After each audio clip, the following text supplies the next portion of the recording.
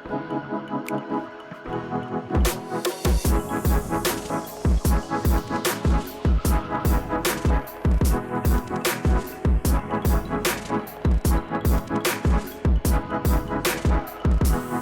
you imagine a super sporty sedan or coupe from Mercedes-AMG, you're likely expecting either a V8 or V12 under the hood. However, in recent years, that has changed quite a bit. And that's because Mercedes has been implementing a bunch of 6 and 4-cylinder AMG models. Some of them are known as the 35s, the 45s, the 53s. And today, we're in a 53. More specifically, this is a 2022 Mercedes E53 AMG convertible. A bit of an oddity in the AMG lineup because they don't make that many convertibles. I've spent time in the regular E-Class sedan in E63 form, and I've also driven the lovely station wagon, but let's give the convertible a try. Now, on paper, the E53 is off to a good start because you have a 3-liter inline-six turbocharged engine up front with hybrid power. Now, the hybrid power doesn't come in as you'd sort of expect in sort of quote-unquote traditional terms. The hybrid system is essentially a little electric motor that replaces the starter. It's sandwiched in between the engine and the transmission, and it makes the auto start-stop system work really well, and it basically fills in torque. It doesn't give you like additional power, but it makes the power that the E53 produces a lot more linear. So what happens is you're not getting more power, but you're getting power consistently all the time. And despite the 420 horsepower figure, it makes this car feel significantly faster than that. The E53 feels freaking quick. You'd imagine, okay, you need a 63 with the big twin turbo V8 to really get going because this is still a heavy vehicle, but the E53 is still more than quick enough. It might not be quite as intimidating as its older siblings with their twin turbo V8 madness, but still quick. Now, and I think, you know what? Why don't I show you how quick it is? So, you know what? There's a little turnaround right here. Let's do a launch control going down the hill. I feel like that'll emphasize the point I'm trying to make here. So, launching the E53 convertible, very simple. This car has all-wheel drive like a bunch of new Mercedes-AMG models and a dual-clutch transmission, so it definitely has the right formula for a very quick launch. So we're straight-ish here. So the recipe is foot on the brake, Sport Plus, foot hard on the brake. We're gonna do this in automatic because I want to actually go fast. So ready, go.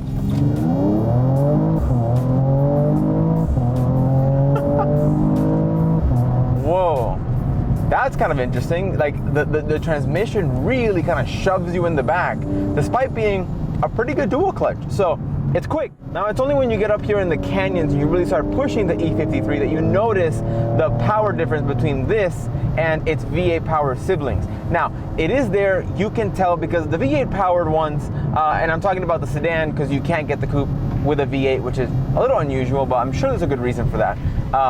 So when you start pushing the sedan or the station wagon, even at higher speeds, they just can keep going and the power feels endless. This doesn't feel to that level. So again, it's a little bit of a step down, but it's also significantly cheaper.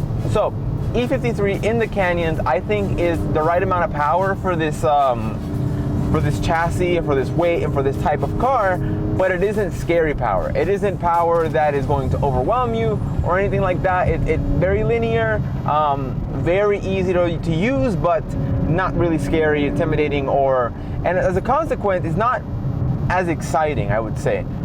It is not quite as the wonderful powertrain that the 4-liter V8 is. So there are, some sort of drawbacks, but in terms of everyday power, usable power, E53 is pretty good. This car does have air suspension, which means that it can manage its body roll as you move it up and down the canyons, and it does a surprisingly good job.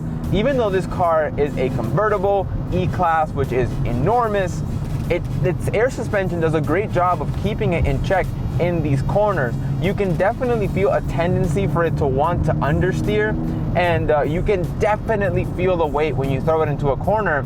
you can feel this big mass sort of, wanting to understeer, but the air suspension does a good job of controlling it. This is a massive improvement over previous generations of the E-Class. Now, this being a convertible, I don't really feel any drawback or loss in fun from this being a convertible. In terms of structural rigidity, I mean, nothing I can really tell, to be honest. I know convertibles get a bad rap for being heavier and generally not as stiff, but for what this car is intended to do, I think it's fine. I think it feels totally... It's quick. It's not that like intimidating acceleration. It's almost like you can put your foot down and not realize how fast you're actually going until you start looking at the number and you're like, oh, I am going pretty fast. So yeah, overall, this car has a couple of different personalities, from the Sport Plus to the Comfort. And we should talk about on-road comfort, because this still is a luxury-oriented vehicle that just so happens to have a powerful engine under its hood. So, luxury-oriented. How does it perform on the street?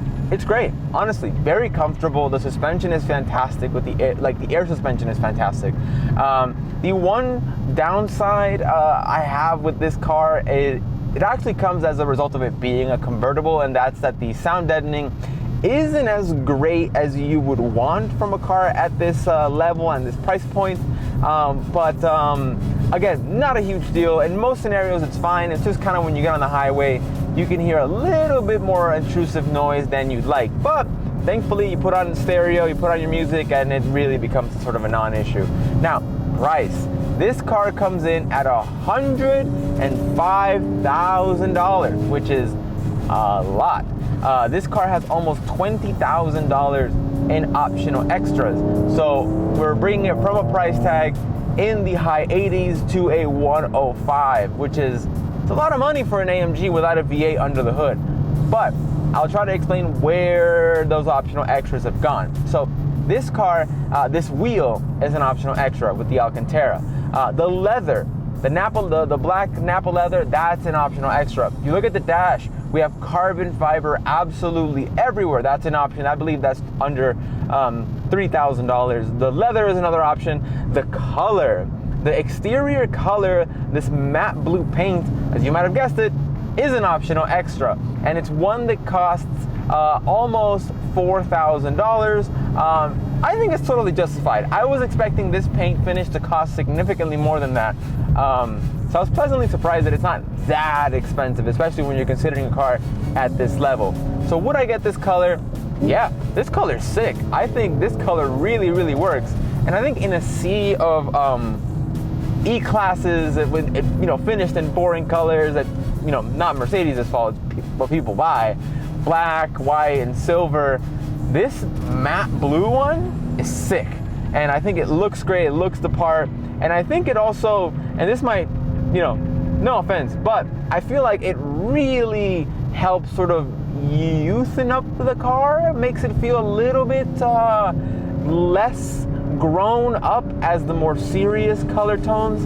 I feel this makes it feel almost like a younger person would drive this rather than your typical beige, silver, white, or black. So I think that also helps give the E53 a distinctive look. And I've got to say, this generation E-Class is fantastic looking. Doesn't matter if you're in the wagon, the sedan, this thing, this car looks fantastic. Much better than previous generations, which just kind of felt a little bulbous and not really my type. But this feels sharp, it feels refined, it feels like, probably one of the best looking E-Class generations in my opinion.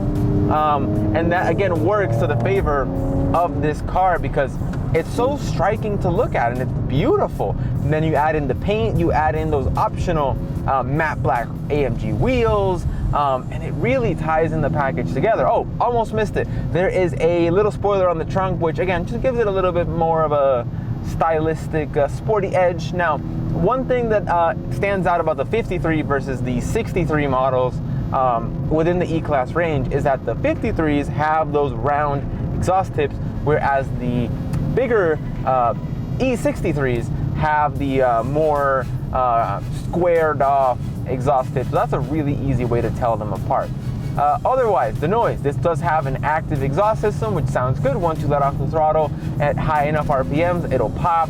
A little bit of excitement. I think it's great. I mean, I think it's done properly because it's in the fine line where it's not like over the top and intrusive, but it still adds, again, that little bit of extra spice, flavor, and it's good. I think it's done well. Overall, the interior of this car is fantastic. I love the layout, the dual screen with Apple CarPlay, Android Auto, digital instrument cluster that's fully adjustable.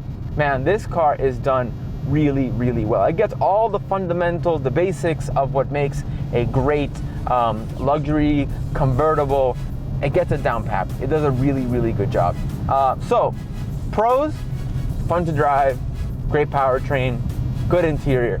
Cons: it's a little bit pricey, and I don't find it to be as refined or quite as fun to drive as the sedan or the station wagon.